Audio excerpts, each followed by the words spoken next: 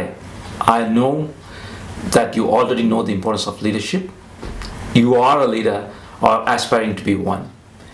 I'll clarify what leadership is not. Leadership is not management. Your infrastructure, resources, financials can need management, but your people don't need management, they need leadership. Suppose someone comes to me and tells me they are a team manager, I usually tell them, you need to rethink on what leadership is, rethink your company structure. What I'm saying, I want you to close your eyes and imagine a pink elephant. And there is a clown behind the elephant trying to push the elephant forward. And there's another clown trying to pull the elephant by this tusk and make it move forward. No matter how hard these clowns are going to try, the elephant is not going to move unless the elephant decides it needs to move.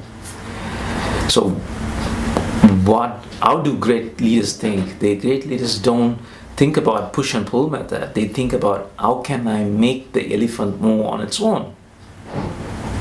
As business leaders, you need to ask this question, how can I make my business move on its own? What motivation? How can I motivate my people so that the ideas that I have, the ideas, the visions of the business becomes the ideas and business of the team. So great visionaries are also good at two things. They see what is in future as if it is already happened, and they are also good at communicating to their team and showing them the vision and making them the leaders who will take to that vision. So what is leadership? Leadership is enabling people to perform at their best. There are four fundamental areas that I will cover today, which will contribute to a great leadership. The first principle, least being the greatest, your identity, vision, and speak the language. The first principle, the least being the greatest. So look at it, we'll go back 2000 years and look at a particular instant. From John 3:13, 3-5. So he got up from the meal, took off his outer clothing, and wrapped a towel around his waist. After that, he poured water into a basin and began to wash his disciples' feet, drying them with a towel that was wrapped around him. Who is it talking about? It is talking about Jesus, the God himself manifest. On the Last Supper, he gets up from the table and washes the feet of the disciples. Why is he doing it?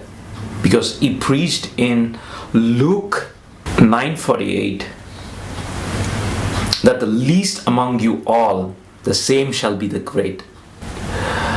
We saw that leadership is not managing people, but leadership is about inspiring and providing them an environment where they will perform at their best.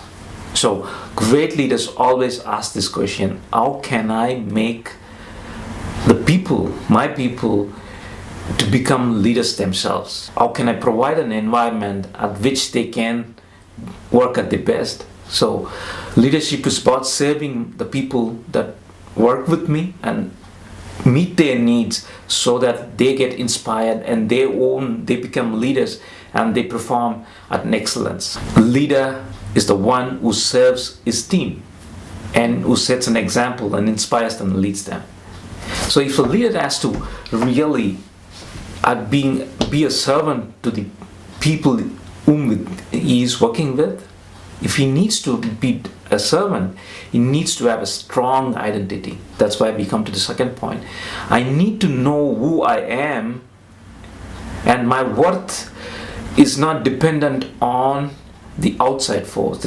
My worth is inside me. I know who I am, so I'm able to freely serve. I can only give what I have, so I need to have an identity within as a great leader. And we look at it at John 13:4. We said he got up from the table, and when you look at John 13:3, it says why Jesus rose up from the table and to wash his feet. Jesus knew that the Father had put all things under his power, and that he had come from God and was returning to God. So Jesus knew three things about himself. He knew who he was and where he came from, and where he was going. So let's look at where he came from. So if as a visionary leader, you need to know what is your strength and what is your purpose on life, and to know about your purpose and your goals. I'll do another video. I'll put a link here so you can watch on. There are 3 simple steps you can know your purpose and your goal, and you can get inspired by the video. So you need to know who you are, what your strengths are. That's the first goal. So the great leader needs to have a great identity within himself. And you know from verse 3, and Jesus, he knew where he had come from and where he was returning to God. So he knew where he was going. So a great leader has to need to have a vision of the future, where the company is leading to. So where the company is going, where personal values are, and where is he going. The leader needs to know that. Entrepreneur starts a business not because he wants to achieve something, because he had seen something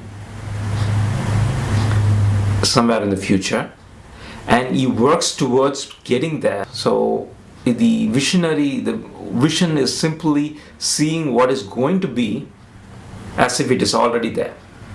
So that's the simplest form of visionary. And as I said, you can watch the video on building your vision and setting your goals. And the great quote that I like a lot is, if you want to destroy a man's vision, give him 2. So a leader needs to have a singular vision, and his vision drives the values of the company. The 4th principle is speak the language of his people.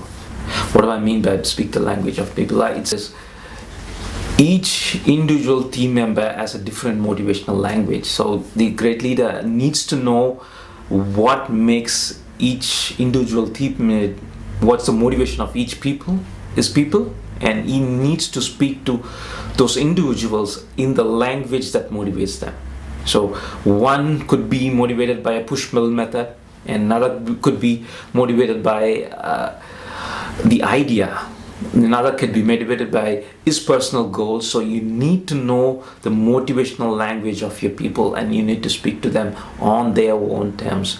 And the Bible is a great guiding tool in leadership, because Jesus talks to his disciples in the simplest. If they were farmers, he talks to them in the language of farming. It makes the bigger concepts and make it so simple, so the people would understand. The farming people would be understand. Agriculture people would understand it.